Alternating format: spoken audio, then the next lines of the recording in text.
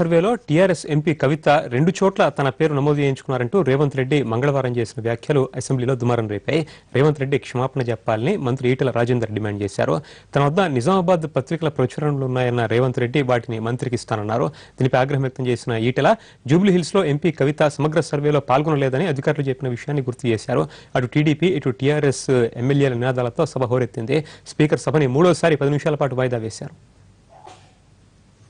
సభ్యులు నిన్న వారు ఏదైతే ఆరోపణ చేసిండో దానికి ఎవిడెన్స్ ఉందా లేదా, లేకపోతే బేషరతుగా క్షమాపణ చెప్పాలని చెప్పి నేను కోరుతున్నా అధ్యక్ష. అయితే ప్రకటన ఏ పత్రికలలో అయితే నిజామాబాద్ ఎంపీ గారు ఈ రకంగా ఎన్రోల్మెంట్ చేయించుకున్నారని చెప్పి పత్రికా ప్రకటనలు నా దగ్గర ఉన్నాయి అధ్యక్ష. పత్రికలలో వచ్చిన వార్తలు నా దగ్గర ఉన్నాయి. మంత్రి గారికి నేను పంపిస్తా.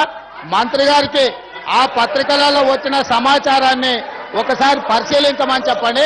ఎంత ఇర్రెస్పాన్సిబుల్ సమాధానం ఇది. ఇప్పుడు పత్రికల ఆధారంగా మాట్లాడే హక్కు ఉంటుందా నీకు? ఎట్లా మాట్లాడతావు? బంజారాహిల్స్ లో వారు ఉండేటువంటి ఇల్లు అయితే ఉందో 105వ డివిజన్ కింద ఉంటుంది అధ్యక్ష. వారు అక్కడ సమగ్ర సర్వేలో నమోదు చేసుకోలేదు అని చెప్పి ఒకరికి అధ్యక్ష, ఎన్యూమరేటర్స్ ఎవరైతున్నారో వాళ్ళు, క్లస్టర్ ఇన్ఛార్జిగా ఉన్నారు వాళ్ళు, తహసీల్దార్గా ఉన్నటువంటి వారు, ఆర్డీఓ ఉన్నవారు, వారు బాజాప్తా సర్టిఫికేట్ ఇచ్చింది అధ్యక్ష.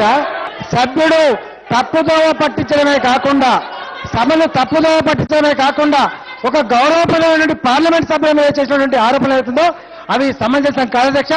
తప్పకుండా సభ్యుడు దీని మీద బేషరతుగా క్షమాపణ చెప్పాలి. సభ అయిపోయే లోపల మంత్రి గారికి నేను సమాచారం ఇస్తా సార్. ఎందుకంటే నిన్న ప్రశ్న అడిగినప్పుడు ప్రభుత్వం పారిపోయింది. పారిపోయిన ప్రభుత్వము ఇప్పుడు వచ్చి బడ్జెట్ లోనే మాట్లాడితే ప్రభుత్వం